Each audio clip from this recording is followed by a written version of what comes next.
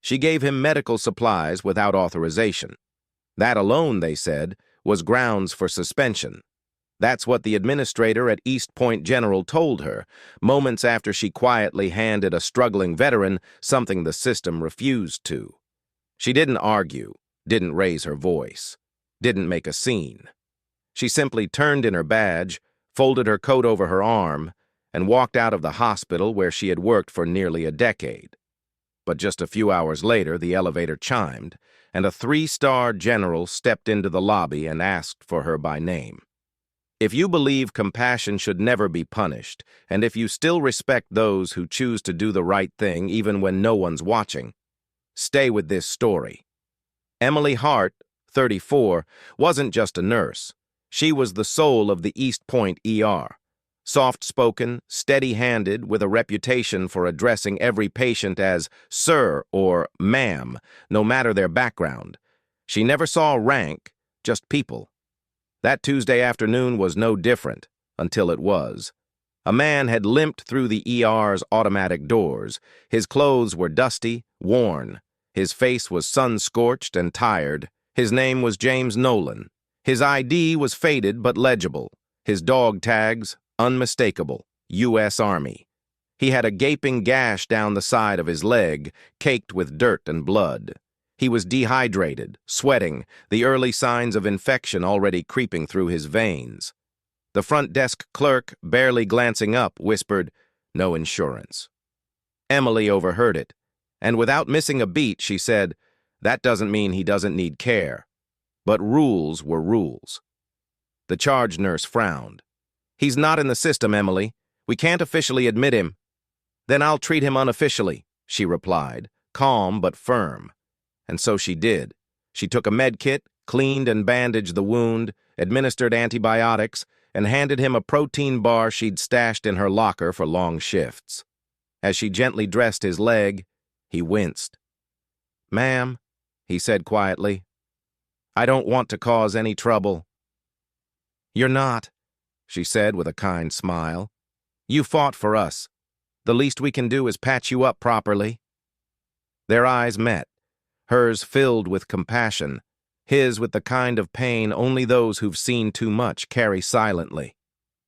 "Thank you," he whispered, voice gravelly with emotion. "You didn't see this," she told him, before sending him on his way.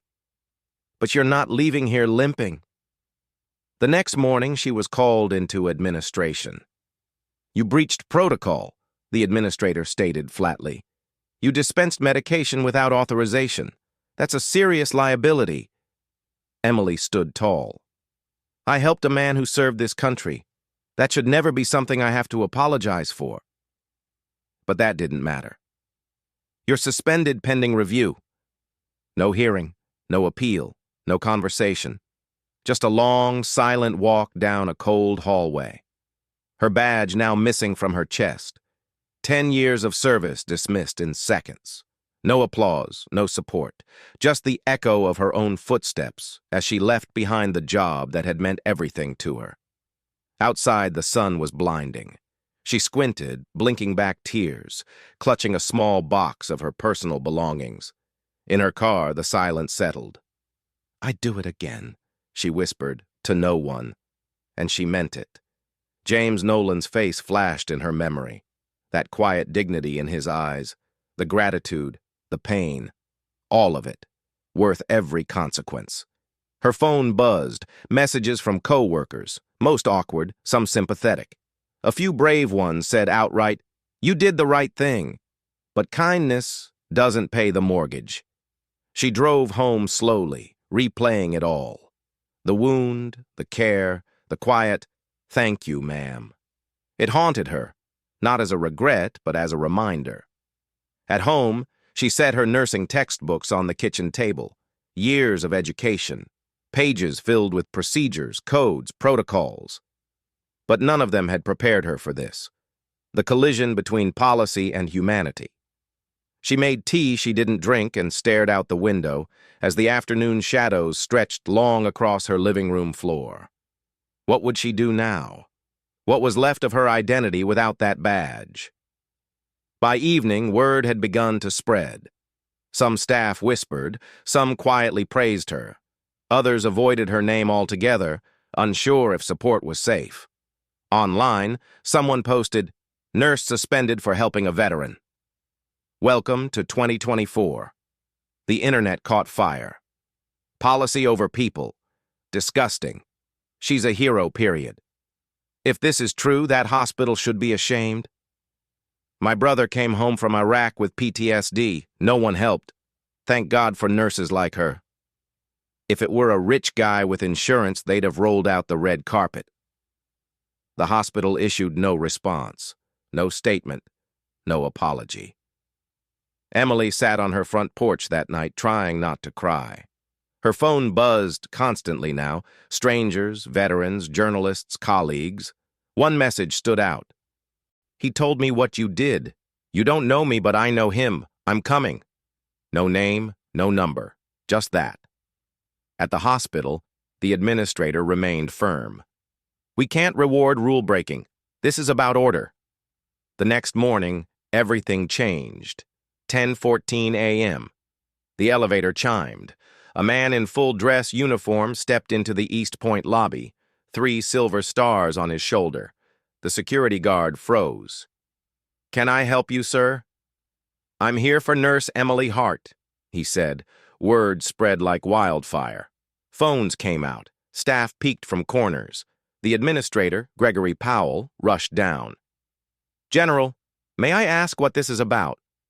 "I'm here to speak on record," the general said, loud enough for everyone to hear. By nightfall, Emily's suspension had become a national flashpoint. Veterans organizations began calling the hospital, tying up the switchboard with a single question. "Is it true you turned away a veteran in need?" The staff didn't know what to say. They wrote apologies they didn't mean. A neighbor left a lasagna on Emily's porch. "My son served in Iraq," she said. "Someone like you once helped him. We never forgot." Emily's social media crashed under the weight of attention. Journalists left voicemails. Private clinics offered jobs. Back at East Point, morale shifted. Nurses took longer breaks, paperwork slowed, small rebellions. One nurse wore a flag pin in defiance of dress code. A resident taped a handwritten sign in the lounge. "Thank you for your service." Administrator Powell called an emergency meeting. "This isn't about veterans," he insisted. "This is about rules, about liability." A young nurse quietly asked, "Safe from what?" Compassion? Later that night, Powell sat alone, reviewing Emily's file. Perfect reviews, top satisfaction scores, 0 past infractions. His phone rang. It was the hospital board chairman. "This story's spreading, Greg. Veterans groups are involved. Congressional aides are calling she broke protocol," Powell insisted. "Maybe some protocols need changing," the chairman replied. "Fix this, before it breaks us." The next morning, 9:30 a.m., Powell's assistant knocked. Frantic. "There's a military vehicle outside. Sir, it's asking for Emily Hart, and they mentioned you." By name, Powell looked out. A black SUV, government plates, a uniformed driver at attention. The elevator dinged. A general stepped into the center of the waiting room. "My name is General Marcus Reed," he said, "and I served with the man your nurse helped." He paused. "James Nolan saved my life. Twice. In Afghanistan." The room fell silent. He didn't ask for insurance. He didn't ask questions. He just acted. He held up a letter. One copy for the Secretary of Veterans Affairs. Another for Emily. She didn't just bandage a wound. She preserved a soldier's dignity. That matters. Powell tried to interject. "General, this is highly irregular." "So is punishing kindness," Reed replied coldly. "Where is Nurse Hart?" "She's out front," a young nurse said. "Sitting on the curb." Reed walked outside. Emily looked up, confused. He saluted. "Corpsman Hart, permission to thank you properly." "I'm not military," she said. But you remembered what we fight for." He handed her the letter, an invitation to speak at the National Medical Ethics Summit. and a job offer via a regional emergency liaison. Reporters swarmed. Cameras clicked. Emily looked back at the ER doors. "Will they change?" she asked. "Only if someone like you walks back in." Inside, Powell stood frozen, his authority crumbling under the weight of Reed's medals and quiet truth. "This wasn't about one nurse anymore," Reed told the crowd. "It's about a system that forgot its purpose." James Nolan stepped forward, walking, healed, proud. He didn't speak. He didn't have to. Powell flushed. "Then what would you have me do?" Admit the failure wasn't hers. It was a policy without heart. Powell finally nodded. "I apologize.